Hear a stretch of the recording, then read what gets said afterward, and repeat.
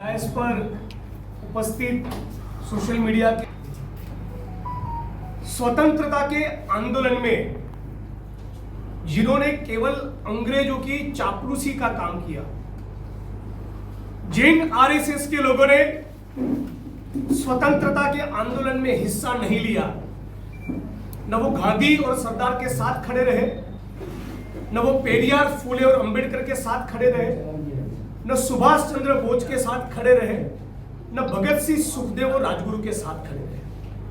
50-52 साल तक इन आरएसएस के लोगों ने तिरंगा तक नहीं लहराया और 3 रंगों का तिरंगा मनहूस है, उससे मनोवैज्ञानिक असर खराब होगी, ऐसा आरएसएस के लोगों ने कहा। जनगण मन भी नहीं गाया। इन लोगों ने जब स्वतंत्रता का आंदोलन चल रहा था तब हमारी कौमी एकता का संदेश देने के बजाय, भाईचारा का संदेश देने के बजाय, स्वतंत्रता के आंदोलन के बाद राष्ट्र निर्माण में लगने के बजाय भारत माता की छाती पर छेद करने के लिए बहुत अनाप शनाप बातें ऑर्गेनाइजर में पब्लिश की, जिन्होंने देश को तोड़ने की बातें लिखी। और दूसरी तरफ नेशनल हेराल्ड, जिसने राष्ट्र निर्माण में किस प्रकार से प्रत्येक भारतवासी को योगदान देना चाहिए, किस प्रकार से जन जन तक संवैधानिक मूल्य पहुंचे, उसका जिम्मा उठाया और इंडिया की फ्रीडम मूवमेंट में बढ़ चढ़कर हिस्सा लिया। जन चेतना का अंग्रेजों के खिलाफ एक जबरदस्त जन चेतना, जन विद्रोह भारत भूमि में निर्माण हो, उसके लिए एक नींव तैयार की, वो था नेशनल हेराल्ड। आज उस नेशनल हेराल्ड के मामले में एक सोची समझी साजिश, षड्यंत्र के तहत सम्माननीय सोनिया जी, राहुल जी और पूरे कांग्रेस परिवार को वो लोग बदनाम करना चाहते हैं। मामला बहुत साफ है। ये जो एजेएल कंपनी, जिसके तहत मीडिया के पब्लिकेशंस चलते थे इंक्लूडिंग नेशनल हेराल्ड, उस एजेएल कंपनी का मकसद मुनाफा कमाना नहीं था, जनमानस तैयार करना था। क्रांति के लिए, विद्रोह के लिए, अंग्रेजों को भारत भूमि से खदेड़ने के लिए मुल्क की जनता को तैयार किया जाए, ये उसका मकसद था, मुनाफा कमाना नहीं।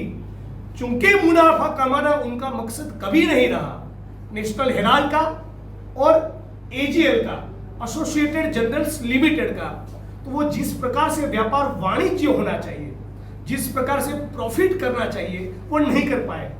बहुत बार ऐसा हुआ कि अपने कर्मचारी किसी को वीआरएस लेना है तो उसके पैसे भी नहीं देते थे, पीएफ और ग्रेजुएटी के पैसों का भुगतान का भी कभी कभी दिक्कत रहता था, सैलरी नहीं कर पाते थे। तो इस परिस्थिति को देखते हुए एक कंपनी का गठन हुआ, यंग इंडियन, और इन्होंने ज्यादातर एजीएल के शेयर खरीदे और कांग्रेस पार्टी ने 2002 से, यदि मैं गलत नहीं तो 2002 से 2012 के भीतर अलग अलग समय पर अलग अलग किस्तों में कम से कम 90 करोड़ का आर्थिक सपोर्ट किया, धनराशि दी, करीब करीब 90 करोड़ की लोन दी।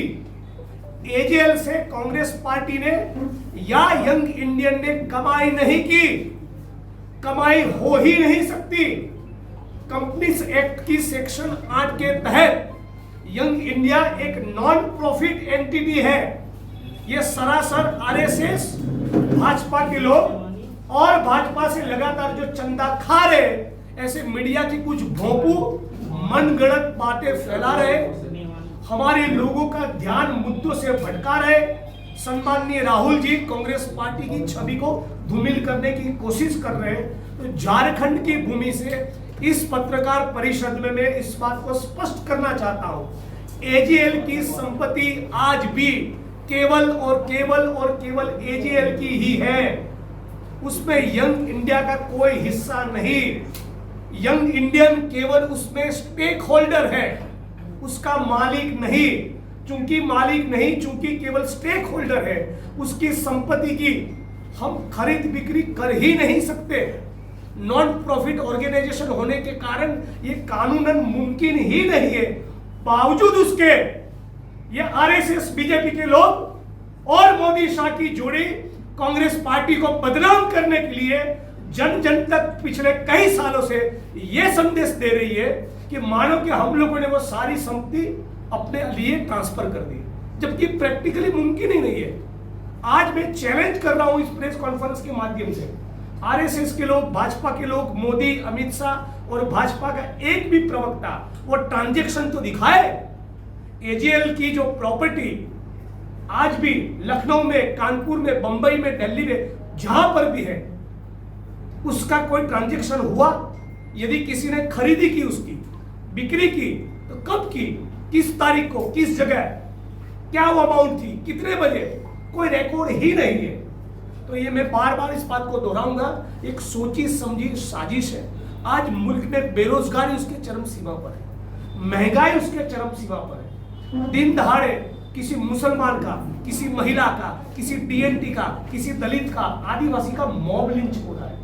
मणिपुर में महिलाओं को नग्न करके घुमाया जा रहा है। गुजरात के ऊना में गाड़ी के साथ बांधकर 4 बेगुनाह दलितों को पीटा जा रहा है। इस मुल्क की जनता के जो असली सवाल है, जो बंदरबाट मुल्क में चल रही है, जो लूट खसोट चल रही है, उससे ध्यान भटकाने के लिए यह भाजपा के द्वारा की गई सोची समझी साजिश है।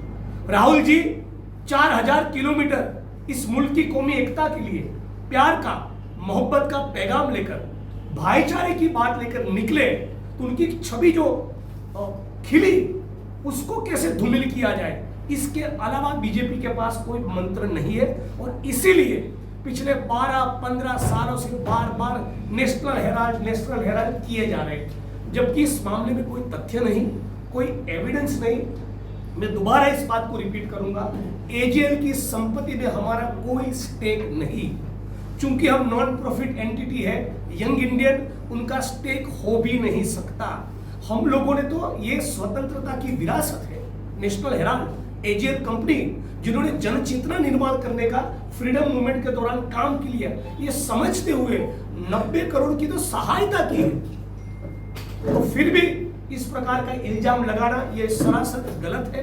और मैं आप सभी के माध्यम से ईडी को भी पूछना चाहता हूं कि गुजरात में पिछले दिनों अहमदाबाद जिले के सानंद तहसील में मुलसाना गांव में एक 21,000 करोड़ का स्कैम हुआ।